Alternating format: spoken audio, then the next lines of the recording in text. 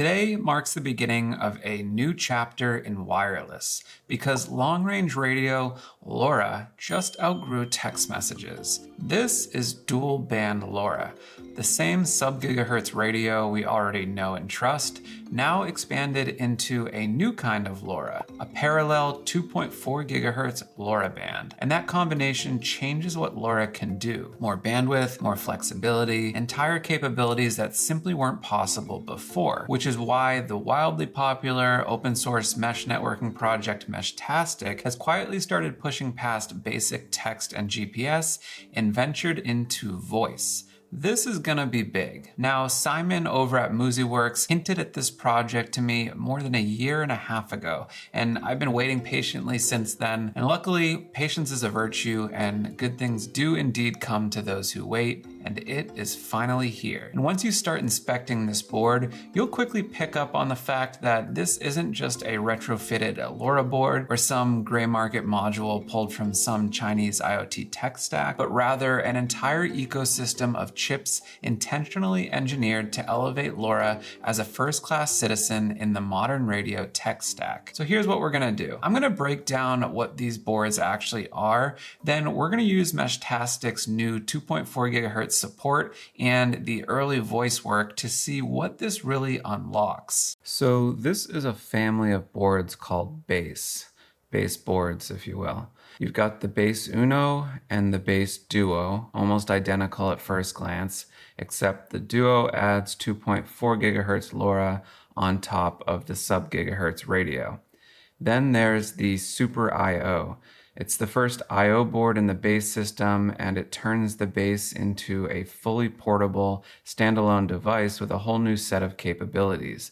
The easiest way to think about base is as a modular platform with a growing lineup of I/O boards and accessories like solar panels and batteries, designed to be hacked, modified, and extended, very much in the spirit of Raspberry Pi or Arduino. What I really like is that these boards fix a lot of the small annoyances people run into with existing dev boards. You get proper solar charging with a much more capable charge controller that accepts a wider input voltage and can deliver up to 1 amp. There's native LifePO4 support, fast charging, dedicated power I/O, a quick connector for off-the-shelf sensors, and real safety protections built in. And there's more coming. There's an enclosed portable device in the works based on the Super I/O with a fully open source 3D printed design. Step files will be released so you can print it, modify it, and make it your own. The reason I want to start with this is because this is the board that has the new 2.4 GHz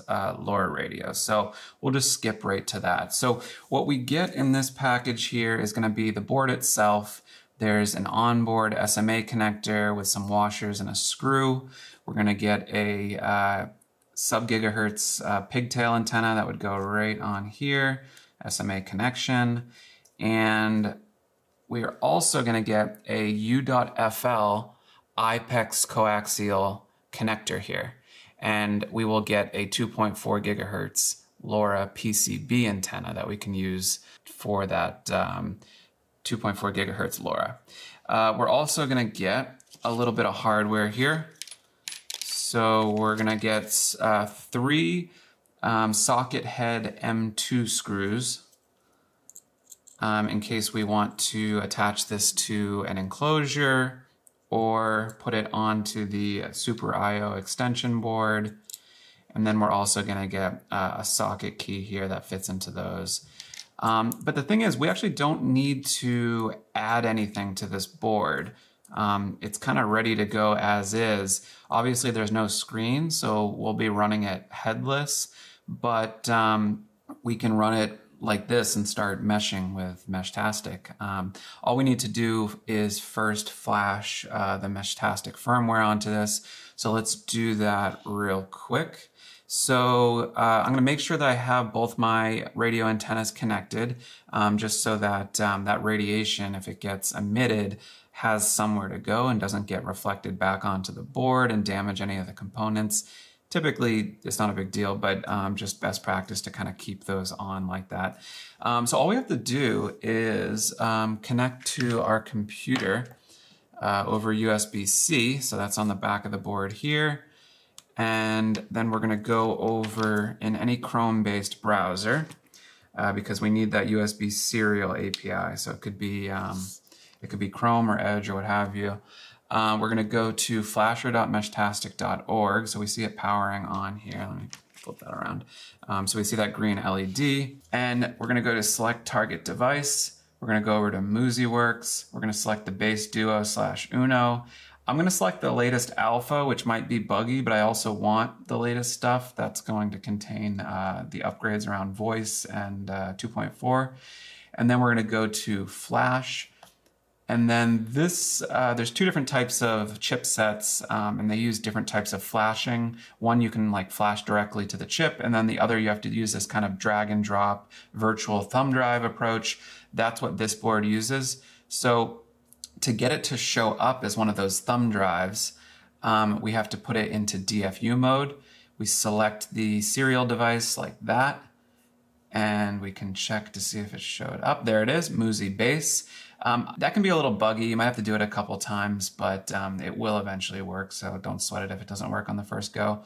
And then what you do is you literally download the firmware, and we can open that in a folder here, and you just drag it onto the quote-unquote thumb drive, which is the actual device. So I drag this over to here, and then we'll see it flash. We'll know it's done because the device will remove. It'll eject the device automatically. So I think we're actually good. Let's go ahead and disconnect from the computer. So this should now have Meshtastic on it. And so we're gonna drive it from, you could do it either from a web browser, client.meshtastic.org, or you can do it from the Android app or the iOS app. I'll do one on Android, one on iOS, so that we can start chatting between the two. But we do need to power this guy. Now we could power it with like USB-C, solar. There's actually a bunch of different options, but let's use our new 1500 milliamp hour LiPo. It has a JST connection, so I'm gonna go ahead and plug that in right here. So let's see, that goes like that. And then we should see some LED activity. We do. Okay, so now we just go over to Meshtastic. We're gonna go to the, well, we don't even have to. We would go to the connect section normally, and that's where you can connect new nodes, but it already picked up on this device. Because it doesn't have a screen, the code by default is going to be 1, 2, 3, 4, 5, 6. So we'll go ahead and pair it. Okay, and so we need to select a region, and this is where things differ than before. So because we want to use the 2.4 radio, we're going to go to the bottom of the list here, and we're going to see this new option for 2.4. I'm going to go ahead and click save on that. And then I'm also going to just name this device so that we know which device is doing what. It's going to disconnect because it's resetting, saving that configuration over the air, but it should reboot, reconnect. Okay, there it is. So I'm also going to go to settings. I'm going to go to user, and I'm just going to call this Duo 1. That'll be the long name. That'll be the short name as well. And then once we have another node, it'll be a little bit more legible as to which node we're referring to. So same deal, anytime you save a change, it's going to restart real quick. All right, and then we should be good to go. Let's just inspect our node real quick. So we're gonna go to settings, we're gonna go to LoRa. We see 2.4 gigahertz. And then we see our transmit power, some of the frequency information. So now what we're going to want to do is just set up our second node, and then we'll get the two talking to each other. Okay, so now on my Android phone, we're just going to pair it with this guy and make sure that we can chat. So I'm going to go over to the connect section, do a little scan here, and we see this guy. So you can see the exact frequency here, 2404.4688. We can see the transmit power.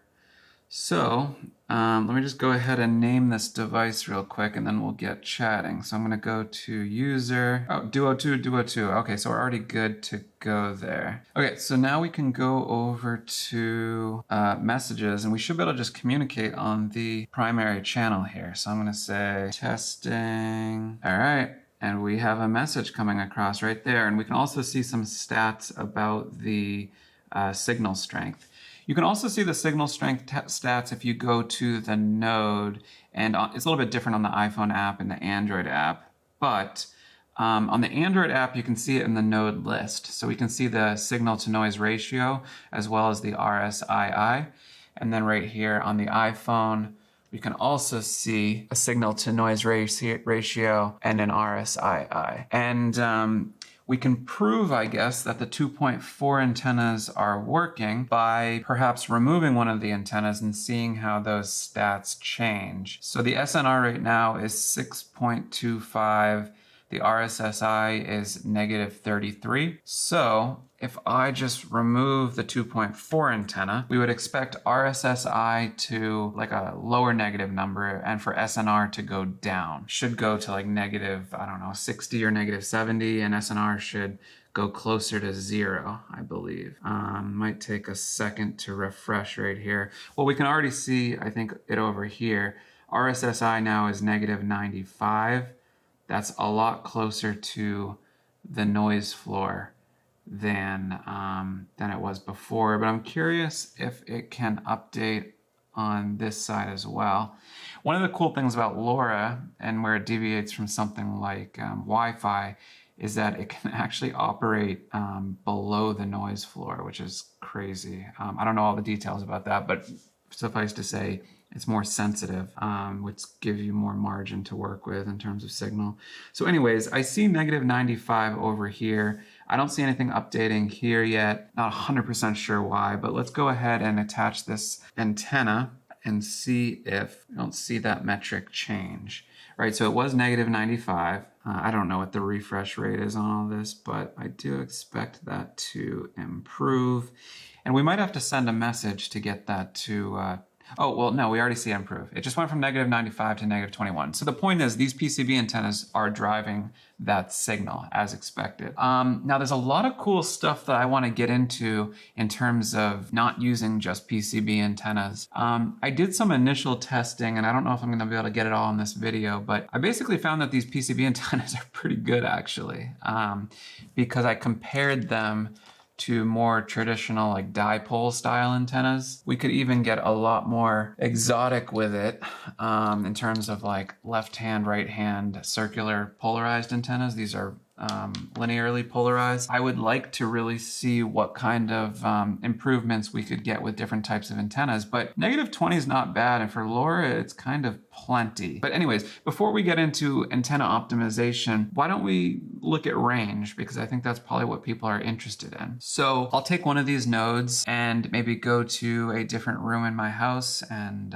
see what we get, and then maybe I'll go outside my house and see what we get as well. Okay, so I have a range test set up between these two devices. So messages are being sent every 30 seconds back and forth in a sequenced fashion. And so I'm going to take one of these nodes and we'll be able to see if messages continue to be sent to each other.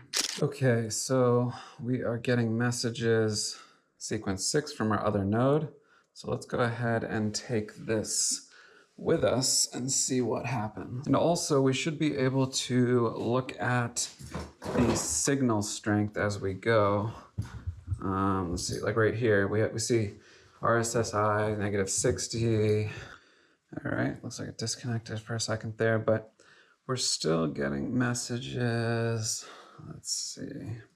Yep, sequence 9, sequence 10. So let's go even further. Okay, still getting messages. Let's see if we can go. Okay, so we are outside, still getting messages. We can take a look at the RSSI is -108, so it's kind of poor, but it still says signal is good, and we are still getting messages here. So let's keep going. Still getting messages, which is nice. Okay, still getting messages. Still getting messages. Let's see how far. Still says signal's good. Okay, still getting messages. So one thing to note is that other node is inside my house, and my house is a concrete, or rather cement concrete brick house. So it's penetrating right through that, and that's not an ideal setup. You would want that base node to be in open air, but I just wanted to get this out quick. Ooh, now we're in a negative SNR, but interestingly, still getting messages. And that's one of the cool things about LoRa, is just what it can do with so little. We're at negative 112 RSSI, negative 2.75 SNR, and I'm not getting any messages. Our last one was negative, or sequence 20. Well, no, we just got sequence 28, so we're gonna keep going. All right, so now that signal is starting to degrade a little bit. If we go to nodes, we can see it says fair, but I think it's still usable. Yeah, we just got sequence 30. So we're still getting messages. Let's keep going. All right, last message was sequence 30. Oh, we just got 32. Just got 32. Let's see what else we got. Okay, sequence 38. And we are still walking. Bruno, come on. Let's see if we get any more. Still says we have a fair signal. All right, sequence 38. Oops, sequence 42. Put it on the map. Sequence 44, so we're still getting messages. We're at the edge of the property here, and we're still getting messages. So, all right, so now we are way beyond, and just seeing if we get anything left. Negative 20, still says signal fair. Let's see if we get any messages out here. I'm thinking probably not with that. All right, so negative 20 SNR, negative 116 RSI. Still says fair signal, which is interesting. But we're not getting any messages, so I think we're probably done here, but let's see. Keep pushing it. See if we can get anything to come through here. Okay, so we just finished our range test, and we were continuing to get messages at a 1/4 mile distance. Now, I'm actually really impressed with this. A couple things. One is we're using these stock PCB antennas, so really nothing fancy. There's a lot more that you could do in terms of like dipoles, circularly polarized antennas, high gain antennas, directional antennas, etc. But even with these stock PCB antennas, we were getting really good signal strengths. Number two, the base node I left here on my desk, and I'm in a cement brick house. So that is not ideal because there's quite a bit of dense material that signal immediately needs to penetrate before it can even propagate out to where I was walking with the second node. Now we know that sub-GHz is pretty good at penetration, but wasn't really clear how 2.4 would handle that. And the reality is, you know, it felt a lot like traditional LoRa, actually. The rules for typical Wi-Fi don't apply to LoRa because LoRa is its own modulation technique. It's that chirp spectrum approach, and it can do interesting things like it can operate below the noise floor. It can operate with negative signal to noise ratio. Those are things that traditional Wi-Fi just can't do.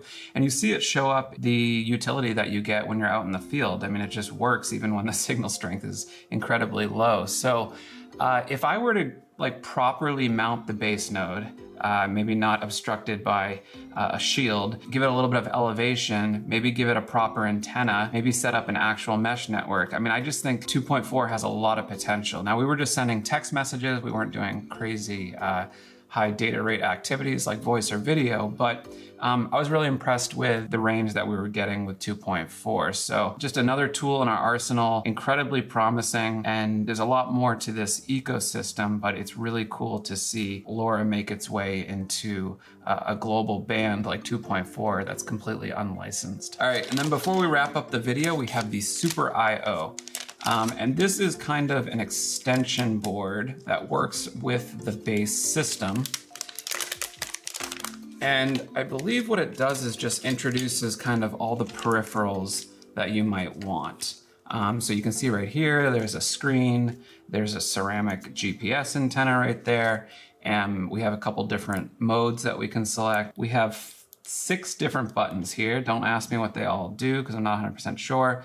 But at a high level, if I take, say, the battery off of this real quick, I think what it's designed to do is to house these baseboards like so. And you can see that all the pins line up pretty much perfectly, and you get just the extended functionality. MuziWorks is going to release an all-in-one, fully complete design based on this system. But it's modular, you can mix and match, you can create, any sort of LoRa off-grid node combinations that you might want. And we have a real platform by which to do that now, which I just think is incredibly exciting. So the next thing I want to test is putting some proper 2.4 antennas on here and seeing if that really increases range. Might have to wait until a later point for that test. But this is just super exciting. I know I do a lot of stuff with Wi-Fi Halo, which is also like the sub-GHz range, but I do think that these technologies are complementary. LoRa and Wi-Fi are entirely different protocols. They have different characteristics. I do think LoRa is the king of range.